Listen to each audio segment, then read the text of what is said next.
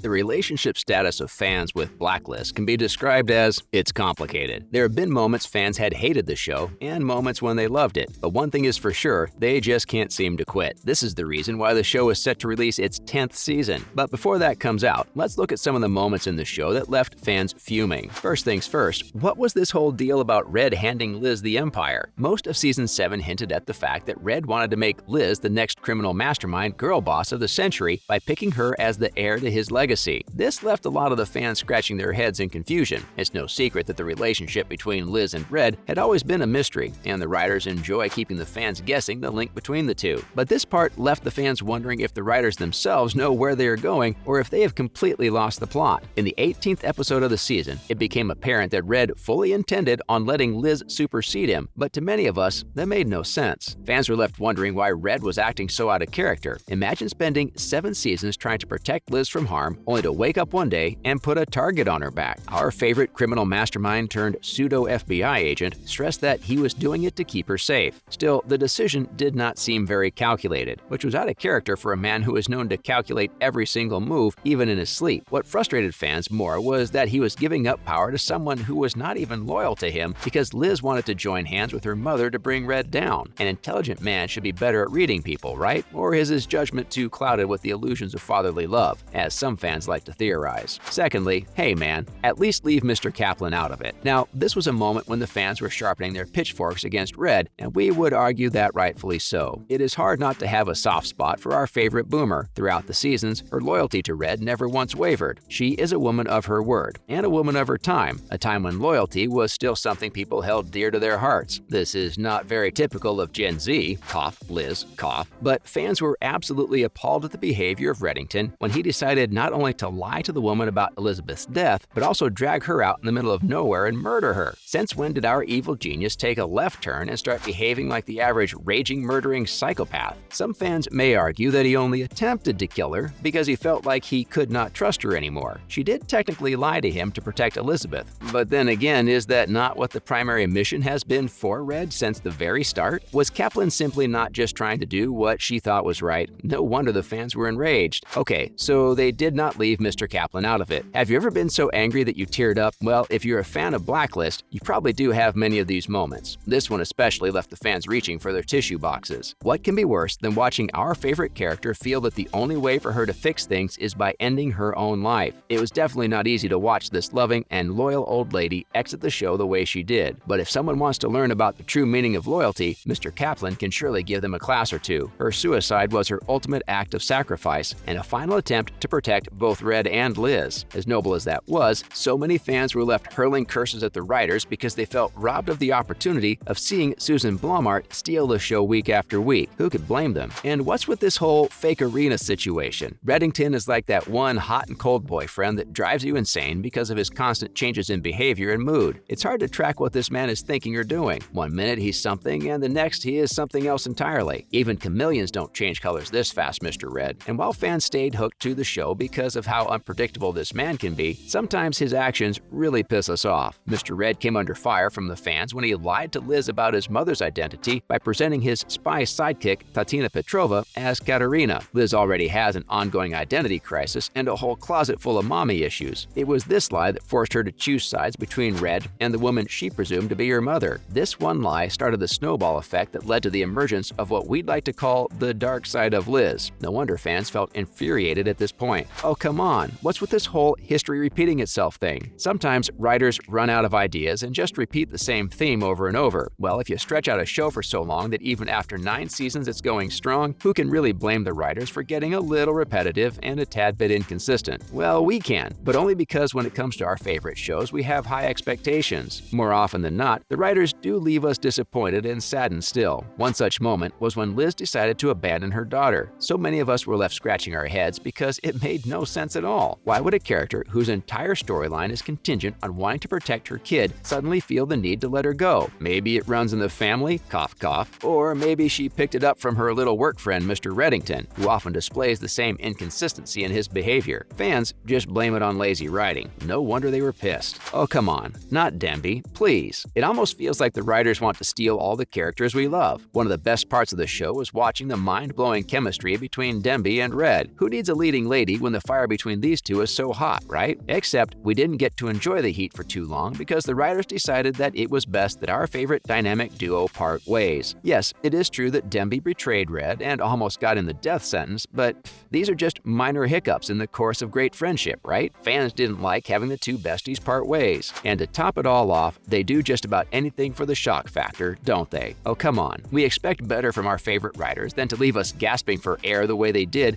when they decided to kill off Elizabeth. It seemed like a drastic change of events because the show's entire plot revolved around Red having spent 8 seasons trying to protect her. If we look at it in the context of things, it makes perfect sense that Reddington is ultimately the reason for Elizabeth's death, but fans still found it awfully convenient how she spends so long trying to take him down, and when the moment finally arrives, she falters. All this buildup of tension, for what? Fans did not get the climax they were expecting with this one. Many of us were a bit disappointed that she went out in the most anticlimactic way. Imagine dying because you weren't paying attention to your surroundings. Who would go out like that? Okay, we can see it happening to some of us, but after all these years, we did expect better from our favorite little manipulator, Liz. Even had her death been more thrilling, we doubt that killing off a character as crucial as her would have made the fans happy. A lot of the Liz lovers on the show just stopped watching after it because, for them, the show just lost its main appeal. We still can't decide how exactly we feel about this decision because, as much of a pain as Elizabeth could be, she did form the backbone of the show, and we were getting used to seeing her on our screens week after week. If you're just as mad as we are, we would just like to say, in the words of a Gen Z insta-therapist, your anger is valid. Anyway, that's a wrap for this video. If you want to know more about some of the worst and best moments of the show, tune into our channel. Any tips and suggestions are welcome. You can leave them in the comments below. Make sure to give this video a thumbs up if you enjoy hearing a piece of our mind. And also, don't forget to subscribe to our channel for more content like this. See you in the next one.